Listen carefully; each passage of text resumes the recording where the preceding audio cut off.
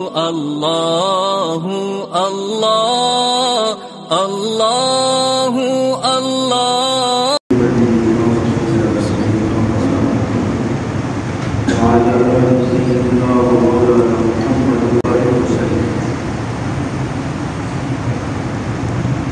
اللہ تعالیٰ نے فرمایا اللہ کے مثل کوئی چیز نہیں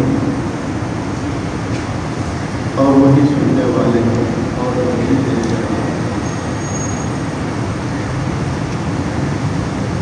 دوسری جگہ اللہ فرماتے ہیں کہ اللہ کے برابر کا علم میں جو خلاصہ ہے اللہ کے علم کے مثل کسی کا علم نہیں، اللہ کے قدرت کی مثل کسی کی قدرت نہیں، اللہ کے وجود کی مثل کسی کا وجود نہیں۔ تو معلوم ہو کہ اللہ کی مثل کوئی چیز نہیں۔ قرآن کی بعض آیات سے یہ معلوم ہوتا ہے کہ اللہ کے مثل کوئی چیز ہے ہی نہیں۔ اور یہاں ملحد جو ترجمہ کرتا ہے وہ ملحد لیس کمثلہ شیء کا ترجمہ یوں نہیں کرتا کہ اللہ کی مثل کوئی ہے نہیں، بلکہ وہ اس کا ترجمہ یوں کرتا ہے کہ اللہ کے مثل کی طرح کوئی چیز نہیں۔ لفظ کا اور پھر مثل اور مطلب کیا ہوتا ہے؟ مثلی، مثل کی طرح کوئی چیز نہیں۔ تو اس سے معلوم ہوتا ہے کہ نعوذ باللہ ثم نعوذ باللہ اللہ کا مثل تو ہے لیکن اللہ کے مثل کی طرح کوئی چیز نہیں۔ تو وہ کہتے ہیں دیکھو یہاں قرآن کریم میں تضاد ہے۔ دوسری آیات میں قرآن کیا کہتا ہے؟ اللہ کا کوئی مثل ہی نہیں ہے، اللہ کا کوئی مشابہ ہی نہیں ہے، اللہ کی کوئی نظیر ہی نہیں ہے۔ اور یہاں کیا فرما رہا ہے؟ اللہ کے مثل کی طرح کوئی چیز نہیں۔ دیکھیں میں جو بار بار کہتا ہوں کہ جب تک انسان عربی لغت سے واقف نہ ہو اور وہ صرف لفظی ترجمے پر گزارا کرے گا تو گمراہ ہو جائے گا۔ اب ساری امت اس کا ترجمہ یہ کر رہی ہے کہ اللہ کے مثل کوئی چیز نہیں ہے، یعنی اللہ کا مثل ہی نہیں ہے۔ اور ملحد کیا کہتا ہے؟ اللہ کے مثل کی طرح کوئی چیز نہیں۔ اب دیکھو لفظ کاف اور لفظ مثل یہ دونوں ایک معنی کے لیے آتے ہیں۔ لفظ کاف اور لفظ مثل یہ دونوں ایک ہی معنی کے لیے آتے ہیں۔ اور علماء یہ فرماتے ہیں کہ جہاں دو لفظ ایک معنی کے لیے آتے ہوں تو ایک پہلا لفظ زائد ہوتا ہے۔ جہاں دو لفظ آ جائیں اور دونوں ایک ہی معنی دیتے ہوں تو پہلا والا زائد ہو جاتا ہے۔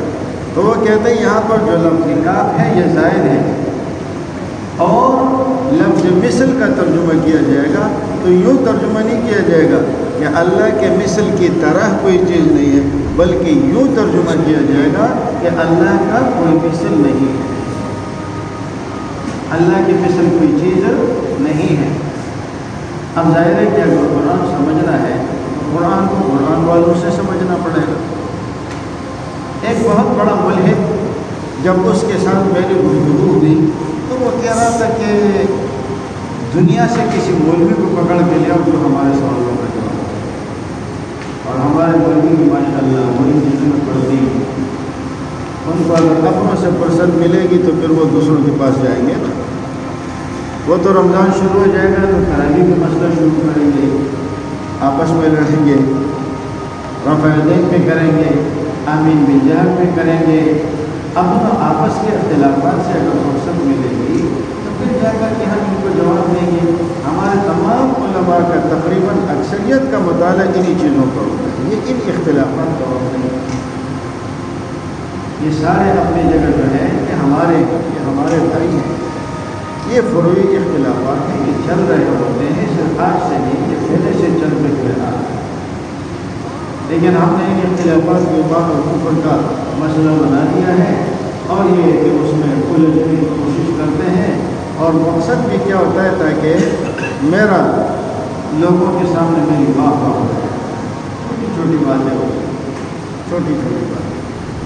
یہ سوات میں ایک جگہ مسجد ہے تو دونوں مسجدوں کی دیواریں یوں ملی، جیسے یہ ایک دیوار ہے نا، یہ یہ ایک مسجد ہے، یہ دوسری مسجد ہے، بالکل بھی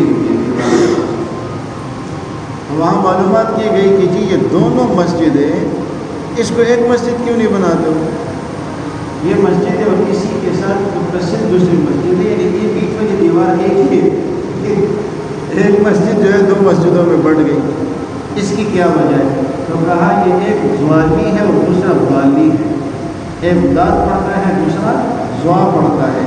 داد والا کہتا ہے کہ زوا والے کے پیچھے نماز نہیں ہوتی، اور زوا والا کہتا ہے کہ داد والے کے پیچھے نماز نہیں ہوتی، یعنی ایک والا ضالین پڑھتا ہے دوسرا والا ضالین پڑھتا ہے، حالانکہ حقیقت یہ دونوں غلط ہے، والا ضالین بھی غلط ہے اور والا ضالین بھی غلط ہے، دونوں غلط ہے، لیکن وہاں اختلاف بن گیا ہے، اس کا الگ امام مؤذن ہے، اس کا الگ امام مؤذن ہے، جو ضالین والے وہ وہاں جاتے ہیں، جو ضالین والے وہ یہاں۔ یہ ایک سازش ہے کہ ہمارے مولویوں کو آپس میں لڑایا جائے، اور ہم ان چیزوں کو جو ہے بنیادی اختلافات بنانے کی کوشش کرتے ہیں۔ تو مولوی حضرات بیچارے بھی ان چیزوں کی طرف توجہ ہی نہیں دیتے، کبھی اس سے واسطہ پڑا نہیں ہے، اور جب ہمارا جانا ہوتا ہے علماء حضرات کے پاس تب ہم کو احساس ہوتا ہے کہ اصل موضوع کیا ہے اور یہ ہم پڑھے کن چکروں میں۔ تو اب دیکھیے لیس کمثلہ شیء، وہ کہتے ہیں کہ اللہ کا مثل تو نعوذ باللہ ہے، لیکن اللہ کے مثل کی طرح کوئی چیز نہیں ہے۔ حالانکہ یہ بات نہیں ہے، یہ عربی زبان میں استعمال ہوتا ہے، قرآن کریم میں بھی کئی جگہ استعمال ہوتا ہے، کمثل الذی استوقد نارا، کمثل الشیطان اذ قال للانسان اکفر۔ تو یہ کتنی جگہ قرآن کریم میں لفظ مثل کے اوپر کاف داخل ہوا ہے، اور وہاں پھر کاف جو ہوتا ہے ایسے کاف کو پھر زائدہ کہا جاتا ہے، جو عربی زبان کے الفاظ کے استعمال میں تو آتا ہے لیکن اس کا ترجمہ نہیں ہوتا۔ تو اس لیے یہ ترجمہ کرنا ہے کہ اللہ کے مثل کی طرح کوئی چیز نہیں ہے، تو ہم دیکھیں گے اچھا تو اس ملحد سے جو یہ چیلنج دے رہا تھا کہ کوئی آ جائے بات کرے، کسی کو پیسے دے کر لے آؤ، لالچ دے کر لے آؤ، زبردستی لے آؤ، مولوی ہمارے ہاں کیوں نہیں آتے؟ میں انٹر ہو گیا، چلا گیا، میں نے بھیجی آپ کہہ رہے تھے مولوی آ جاؤ، مولوی آ جاؤ، بولو، اور اس کا بہت بڑا چینل 3 دن میں تقریباً 80,000 لوگوں نے یہ کلپ دیکھے، ہم پتہ نہیں کتنے ہو گئے۔ میں نے کہا جی آپ کہتے ہیں کہ میں بہت بڑا عالم ہوں، قرآن کریم کا بہت بڑا مفسر ہوں، اور یہ جو مسلمانوں کے بڑے بڑے مفسرین گزرے ہیں نا، میں اس درجے کا مفسر ہوں، جو بڑے بڑے مفسرین ہیں میں اس درجے کا مفسر ہوں۔ میں نے کہا آپ مجھے بتائیں لفظ قرآن کے کیا معنی ہے؟ آپ یقین کریں، یہ یوٹیوب پہ موجود، میں کہا لفظ قرآن کے کیا معنی ہے؟ کہتے نہیں آپ اندر بات کریں۔ میں نے کہا جس کو ٹائٹل کا ترجمہ نہیں آتا ہے وہ اندر کیا بات کرے؟ ٹائٹل کا ترجمہ کر دو، ٹائٹل کا ترجمہ آتا نہیں ہے، اندر جا کے تم قرآن کریم کے اوپر بات کرے گا، تو قرآن کا معنی آتا نہیں ہے، اور ہے بڑے درجے کے جو مفسر ان کے جو، بلکہ ان کے ساتھی نے ایک دفعہ کہا کہ جی یہ جو ہے اس کا نام سچ والے کے نام سے مشہور ہے، سچ والا جو ہے یہ ہمارا نبی ہے۔ اچھا میں نے جا کے اس کو پکڑ لیا، میں نے کہا کہ اگر یہ تمہارا نبی ہے تو نبی کی تعریف کرو، نبی کسے کہتے ہیں؟ اب ادھر وہ پھنس گئے، ان کو پتہ تھا کہ آگے جا کے ہمیں ادھر کھڈے میں گرائے گا، اس لیے کہ اگر وہ نبی کی تعریف کرتا تو نبی کی تعریف ہے انسان بعثہ اللہ تعالی لتبلیغ الاحکام، نبی وہ انسان ہے جس کو اللہ نے تبلیغ الاحکام کے لیے بھیجا، لوگوں تک احکامات کی تبلیغ کے لیے بھیجا ہے۔ تو اب اگر یہ تعریف تو یہی ہے تو پھر اس کو خدا کو ماننا پڑتا، سچ والا ہمارا نبی ہے تو اس کا مطلب یہ ہوا کہ سچ والے کو اللہ نے بھیجا ہے، تم تو اللہ کو مانتے ہی نہیں ہو۔ چلو اتنا تو ہوا کہ اللہ کو تو مان گئے نا، اب ہمارا مسئلہ کیا رہے گا؟ ختم نبوت پہ اختلاف رہے گا، اللہ کی ذات میں تو تم نے مان لیا۔ تو یہ ان لوگوں کی حالت ہے۔ تو ایک مطلب کیا ہوا لیس کمثلہ کا کہ اللہ کے مثل کوئی چیز نہیں ہے، یہ پہلا والا کاف جو ہے یہ زائد ہے۔ دوسرا نقطہ یہاں پر یہ ہے کہ اگر آپ اس کو زائد میں نہ بنا لو، اور کہو کہ کاف کے معنی تشبیہ کے لیے آتے ہیں، اور مطلب یہ ہے کہ اللہ کے مثل کی طرح کوئی چیز نہیں بنا سکتا۔ تو اب مطلب کیا ہوگا کہ ایک ہے اصل اور دوسری ہے اس کی کاپی۔ اصل سے اصل کی کاپی بنانا یہ مشکل ہوتا ہے، اور کاپی کی کاپی بنانا آسان ہوتا ہے۔ ایک دفعہ جب آپ نے ایک سانچہ بنایا اور اس سے تاج محل بنایا، تو پہلے جو آپ نے بنایا یہ تو بالکل ایسے ہی لگ رہا ہے جیسے کہ تاج محل۔ آپ نے اس کا ایک ڈیزائن بنا دیا۔ اب جب ایک دفعہ سانچہ بن گیا نا، تو آگے اس سے آپ ہزاروں تاج محل بنائیں، وہ ایک ہی جیسے آئیں گے۔ اب دیکھیں، اگر کوئی شخص مثل کا مثل نہیں بنا سکتا تو وہ اصل کا مثل کیا بنائے گا؟ اگر کوئی شخص کاپی کی کاپی نہیں کر سکتا تو وہ اصل کے مشابہ کیسے کرے گا؟ تو یہاں سمجھانے کے لیے مطلب یہ ہے کہ اللہ کے مثل کا کوئی مثل نہیں بنا سکتا تو اللہ کا مثل کیسے بنائے گا؟ جب اللہ کے مثل کی طرف کوئی مثل ہے نہیں تو پھر اللہ کی طرف مثل کیسے ہوگا؟ لیکن زیادہ اچھی بات یہی ہے کہ یہاں پر کاف جو ہے یہ تشبیہ کے لیے نہیں ہے، بلکہ یہ کاف جو ہے یہ زائد ہے، اور یہ عربی زبان میں بہت استعمال ہوتا ہے، قرآن کریم میں بھی اور عام عرب کے استعمال میں بھی، اور عرب لوگ اس کا ترجمہ جو کرتے ہیں تو اس کو زائد مان کر اس کا ترجمہ نہیں کرتے۔ ہمارے یہاں ایک بہت بڑے مفسر، بڑے مشہور ہے، بڑے مشہور مفسر ہے، سب اس کو جانتے ہیں۔ انہوں نے ترجمہ کیا لا اقسم بہذا البلد، کہتے میں اس شہر کی قسم نہیں کھاتا، میں اس شعر کی قسم نہیں کھاتا۔ حالانکہ اس کا مطلب یہ نہیں ہے، اس کا مطلب ہے میں اس شعر کی قسم کھاتا ہوں، اور یہ لا جو ہے یہ استعمال ہوتا ہے عربی زبان میں، مگر یہ ہے کہ اس کا ترجمہ نہیں کیا جاتا بعض مقامات پر، اس کو لا زائدہ کیا، اور یا اس کا مطلب یہ ہے لا یعنی لیس الامر کذالک، بات ایسی نہیں ہے جو تم سمجھ رہے ہو، اقسم بہذا البلد، میں اس شعر کی قسم کھاتا ہوں، مکہ مکرمہ۔ تو بہرحال یہ ملحدین کے نزدیک، اور ان کے پاس علم تو ہوتا نہیں ہے نا۔ اللہ رب العزت نے ان لوگوں کے بارے میں بڑی عجیب بات ارشاد فرمائی، افرأیت من اتخذ الہہ ہواہ واضلہ اللہ علی علم۔ آپ دیکھیں اس شخص کو جس نے اپنے خواہشات کو اپنا معبود بنا رکھا ہے، اور علم کے باوجود اللہ نے اس کو گمراہ کر دیا ہے۔ وختم علی قلبہ وختم علی سمعہ وقلبہ وجعل علی بصرہ غشاوہ، اللہ نے ان کے دل کے اوپر، کانوں کے اوپر مہر لگا دیے، اور اللہ نے ان کی آنکھوں کے اوپر پردے ڈال دیے۔ فَمَن يَهْدِهِ مِن بَعْدِ اللَّهِ أَفَلَا تَذَكَّرُونَ، آگے کیا فرمایا؟ وَقَالُوا مَا هِيَ إِلَّا حَيَاتُنَا الدُّنْيَا، قرآن کریم کے اسلوب کو سنو، اور انہوں نے کیا کہا؟ مَا هِيَ إِلَّا حَيَاتُنَا الدُّنْيَا وَمَا يُهْلِكُنَا إِلَّا الدَّهْرُ، ہماری زندگی تو صرف یہ دنیا کی زندگی ہے، اور ہم تو زمانے کے تغیرات کی وجہ سے ہلاک ہو جاتے ہیں۔ یہ جو کہتے ہیں نا یہ نیا فتنہ، یہ نیا فتنہ نہیں، یہ اس زمانے کا ہے۔ وہ بھی دہری تھے ان میں، اور وہ کہتے تھے کہ ہمیں مارنے والا کوئی نہیں ہے، ہمیں پیدا کرنے والا کوئی نہیں ہے، ہم تو زمانے کے ساتھ، جیسے یہ کہتے ہیں نیچر کی وجہ سے ایسے ہوا۔ اللہ نے کیا فرمایا؟ فرمایا ما لہم بذالک من علم ان ہم الا یظنون، ان لوگوں کے پاس اس بارے میں کوئی علم نہیں ہے، یہ صرف اٹکل کے پیچھے جا رہا ہے۔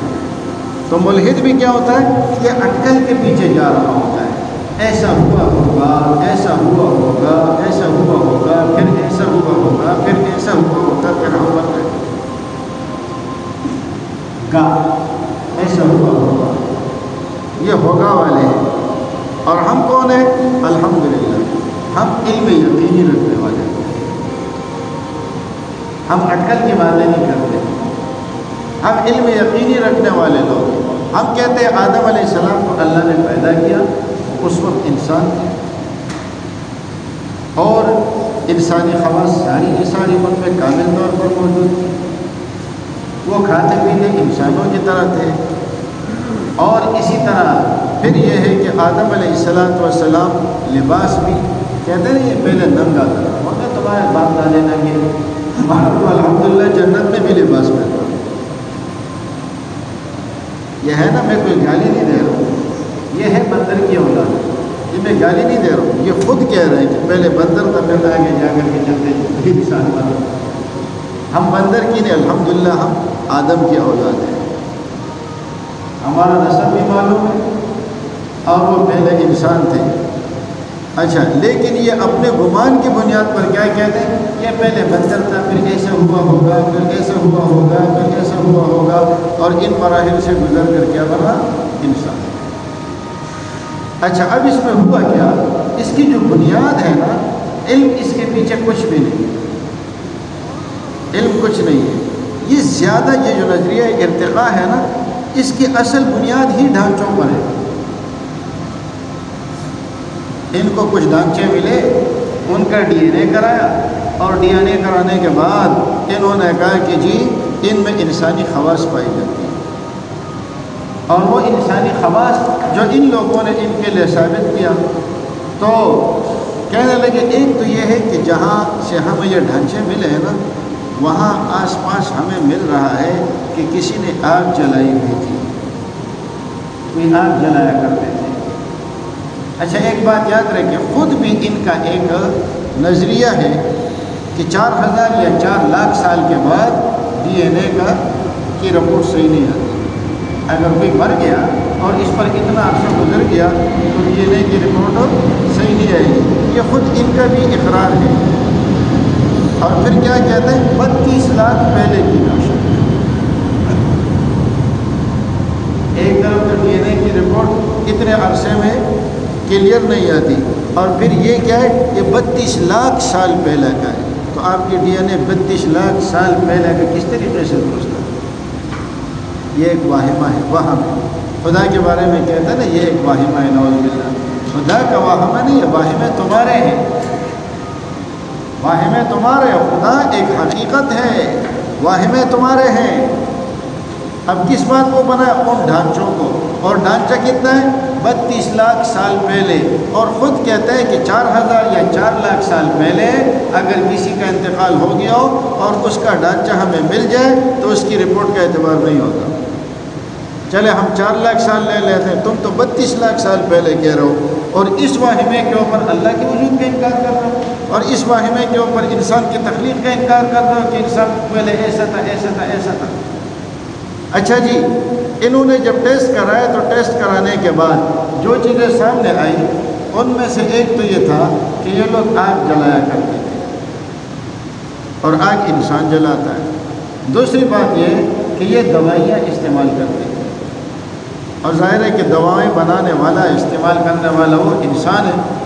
تیسرا یہ کہ یہ تاک لگا کر شکار کرتے تھے، اور کسی کی تاک لگا کر شکار کرنا یہ بھی انسان کا ہے۔ اور چوتھی بات یہ کہ یہ 35-40 میل فی گھنٹہ کی رفتار سے دوڑ سکتے ہیں۔ یہ ساری وہ باتیں ہیں جو ان لوگوں نے، اور ان کی عمر 35 سے 40 تک انتہائی ہوا کرتی تھی، اور ان کا نظام یہ تھا کہ یہ جب سوتے تھے دن کو سوتے تھے اور رات کو یہ لوگ جاگتے تھے، اور اسی طرح یہ لوگ ایک دوسرے کو بھی کھاتے تھے۔ اچھا، اب اس میں سے یہ چند چیزیں ایسی ہوئی کہ جس سے انہوں نے یہ ثابت کیا کہ وہ ڈھانچے انسانوں کے تھے، لیکن وہ انسان پہلے اس شکل میں۔ ایک بات کیا کہ یہ آگ جلاتے تھے۔ اب آپ خود دیکھیں، یہ وہ واہمے ہیں کہ جن واہموں کی بنیاد پر انہوں نے یہ نظریہ بنا لیا، یہ عقیدہ اپنا لیا کہ انسان شروع سے انسان نہیں ہے، بلکہ شروع سے یہ بندر تھا، اور پھر دوسری حالت پہ آیا، پھر تیسرے پہ آیا، اس طرح کئی مراحل سے گزرنے کے بعد اب یہ انسان بنا۔ وجہ کیا ہے کہ ان لوگوں کو وہاں آگ جلانے کے نشانات ملے۔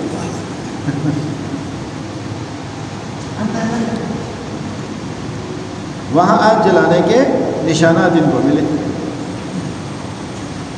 حالانکہ ان لوگوں کو اس دور میں آلات زراعت بھی ملے ہیں جو اتنے پرانے ہیں، تو یہ کس کے تھے؟ بندروں کے تھے، جو وہاں پر کھیتی باڑی کیا کرتے تھے۔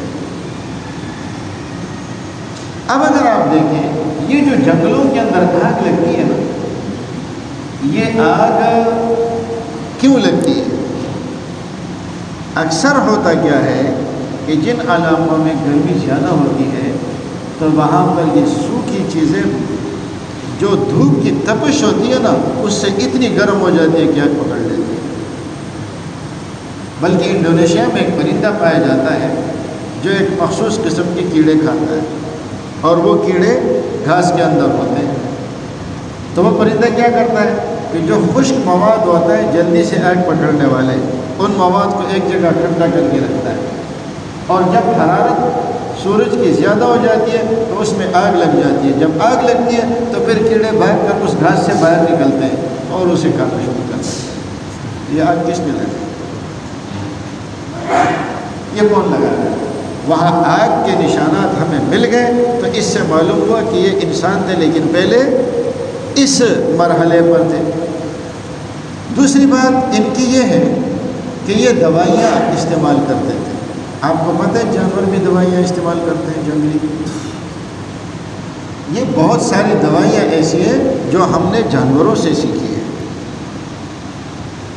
یہ بندر ہے یا دوسری چیزیں ہیں، باقاعدہ وہ دوائیاں استعمال کرتے ہیں، جنگلی جڑی بوٹیاں استعمال کرتے ہیں۔ حضرت اچھا یہ واقعہ یاد آیا، حضرت مولانا قاری محمد طیب رحمۃ اللہ علیہ حضرت نے ایک واقعہ لکھا ہے کہ انڈیا میں یہ بندر بہت زیادہ ہوتے ہیں اور یہ آتے ہیں اور لوگوں کے گھروں میں گھس جاتے ہیں، لوگ بیچارے گھر چھوڑ کے باہر چلے جاتے ہیں۔ ابھی بھی آپ کو اس کی ویڈیو یوٹیوب پہ مل سکتی ہے کہ جب لوگ گھروں کے اوپر حملہ کرتے ہیں۔ یہ صرف پرانی باتیں نہیں ہیں، اب بھی ایسا ہوتا ہے کہ ہندوستان میں بندر آتے ہیں اور راشن سارا اٹھا کے لے جاتے ہیں، لوگ تماشا دیکھ کے کھڑے رہتے ہیں۔ تو حضرت نے فرمایا کہ یہ بندروں کا جھنڈ آ کر یوں کیا کرتا تھا، تو لوگوں نے کیا کیا کہ روٹیاں پکا کر گھروں کی چھتوں پر ڈال دی کہ یہ بندر آ کر اسے کھا جائیں گے اور مر جائیں گے۔ اب جب وہ بندر سارے کے سارے آ گئے تو کوئی روٹی کو ہاتھ نہیں لگا۔ ان میں بوڑھا بندر ہے، اس نے ایک چیخ ماری اور اشارہ کیا کہ کھانا نہیں۔ سارے کھڑے ہوئے، اس نے روٹی اٹھا کے سونگی اور پھر نیچے رکھی، پھر چیخ ماری اور جنگل کی طرف گئے سارے۔ اب کچھ دیر کے بعد دیکھا سارے دوبارہ آئے اور سب کے ہاتھوں میں جڑے ہیں، ادھر روٹی کھا رہے ہیں، اوپر سے جڑ کھا رہے ہیں، ادھر ساری روٹیاں ختم کر کے زہر میں اثر نہیں دکھا۔ کہتے دوائیاں استعمال کرتے تھے، اس لیے یہ انسان تھے۔ اللہ کی یہ جو بنمانس ہے نا، یہ گوریلا، یہ اس کو جو جڑیں معلوم ہے وہ کسی کو معلوم ہی نہیں ہے، اور یہ جو زیادہ طور پر طاقت کی دوائیاں بناتے ہیں تو یہ حکمان حکیموں نے ان سے لی ہے کہ اس جڑ کے اندر کچھ ہے، اس کی طاقت کا راز یہ ہے، وہ جو اتنا طاقتور ہے۔ تو یہ کوئی دلیل ہو گئی کہ وہ دوائیاں استعمال کرتے تھے، دوائیاں کھاتے تھے، تو اس کا مطلب یہ ہے کہ وہ انسان تھے اور وہ پہلے اس شکل میں تھے، اس سے پہلے اس شکل میں ہوں گے، اس سے پہلے اس شکل میں ہوں گے۔ اب جب لوگوں نے دیکھا نا تو بعض علماء تو پریشان ہو گئے، بابا یہ تو تجربے والی بات سامنے آ رہی ہے۔ تو انہوں نے کہا ہو سکتے ہیں کہ دو آدم ہو، ایک ان کا ہو اور ایک ہمارا ہو۔ حج بیت اللہ بھی کیا، گنگا کا اشنان بھی، خوش رہے رحمان بھی، راضی رہے شیطان بھی، دونوں کو لے کے وہ بھی صحیح ہو گیا، یہ بھی صحیح ہو گیا تدبیر۔ اچھا تیسری وجہ کہتے ہیں کہ یہ تاک لگا کر شکار کیا کرتے تھے۔ اچھا اگر یہ تاک لگا کر شکار کر رہے ہیں تو آپ مجھے بتائیں اس وقت کتنے جانور ہیں جو تاک لگا کر شکار کر رہے ہیں، ہے یا نہیں ہے؟ شیر جب حملہ کرتے تو ایک دم جاتے یا وہ تاک لگاتے اور پھر آہستہ آہستہ اپنے ٹارگٹ کی طرف جاتے، جب قریب جاتے یا اس کے بھاگنے کا موقع آتا ہے تب وہ بھاگتا ہے۔ بلی کو دیکھے وہ تاک لگا کے شکار نہیں کرتی، چیتا تاک لگا کے شکار نہیں کرتا، ٹائگر تاک لگا کے شکار نہیں کرتا۔ تو یہ کون سی دلیل ہو گئی؟ یہ ان کی مضبوط دلائل یہ ہے کہ یہ انسان تھا لیکن پہلے یہ اس شکل میں تھا۔ اب ان کی حرکتیں دیکھیں، کہتے ہیں کہ یہ اچھا پھر آگ لگانا، بھائی اس زمانے میں ماچس وغیرہ تو ہوتی نہیں تھی نا، چکماک سے آگ لگاتے تھے، اور یہ رہتے تھے ٹھنڈی جگہوں پر، غاروں میں رہتے تھے، تو کیا ان کے لیے ممکن نہیں ہے کہ وہ ایک چیز کو دوسرے پہ رگڑ کے، ایک پتھر کو دوسرے پہ رگڑ کے آگ نکالے؟ اس میں کون سی بہت والی بات ہے کہ آپ نے آگ کو جو ہے ان کی انسانیت کی دلیل بنایا؟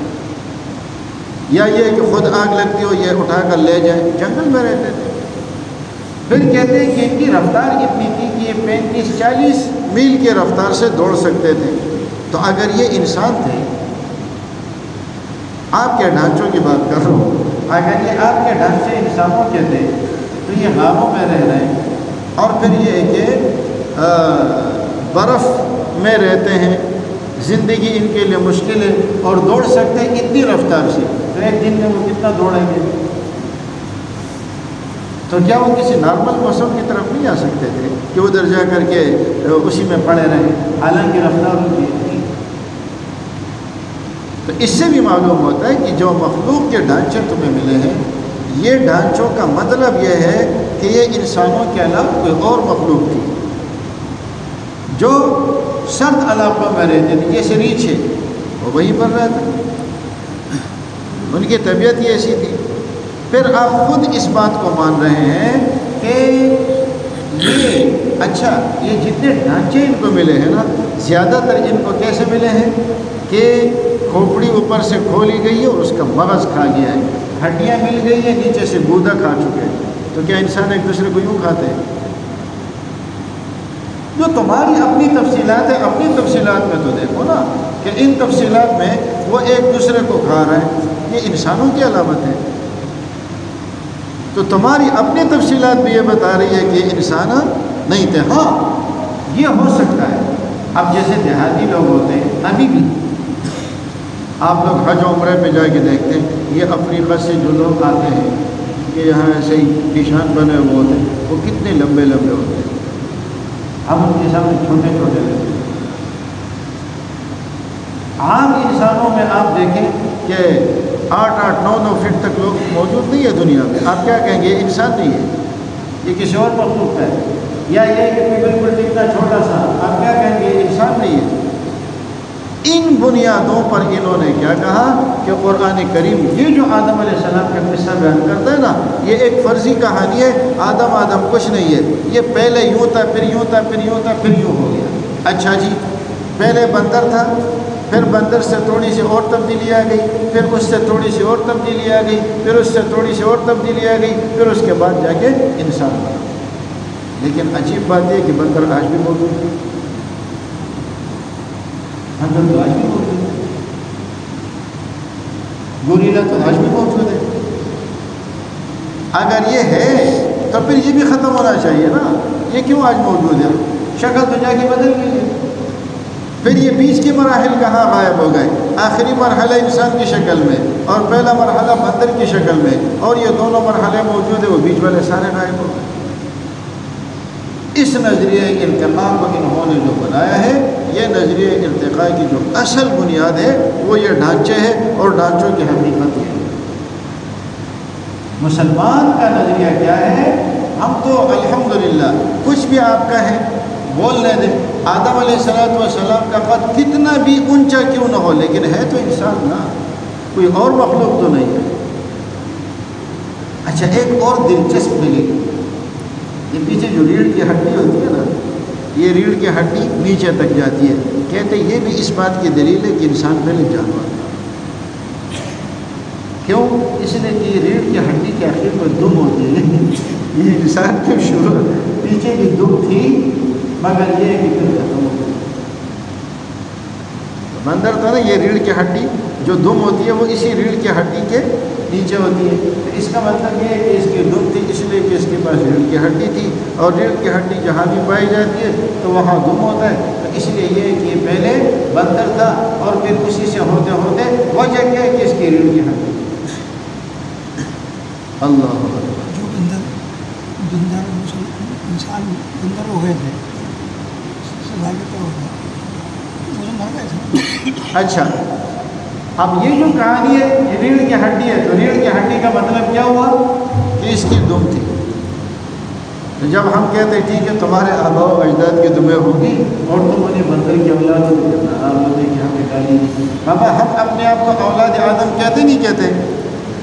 یا ہمیں اگر کوئی کہے کہ یہ ابن آدم ہے تو ہم اس پہ ناراض ہوتے ہیں؟ تو اگر ہم تمہیں کہیں کہ بندر کی اولاد تو پھر کیوں ناراض ہوتے؟ ہمارے نظریے کے مطابق تو تم بندر کی اولاد ہو نا، اس میں ناراض ہونے کی کون سی بات ہے؟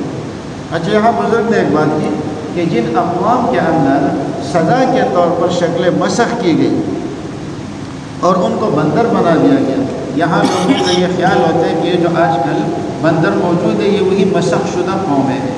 یہ بات غلط ہے، یہ مسخ شدہ قومیں نہیں ہے.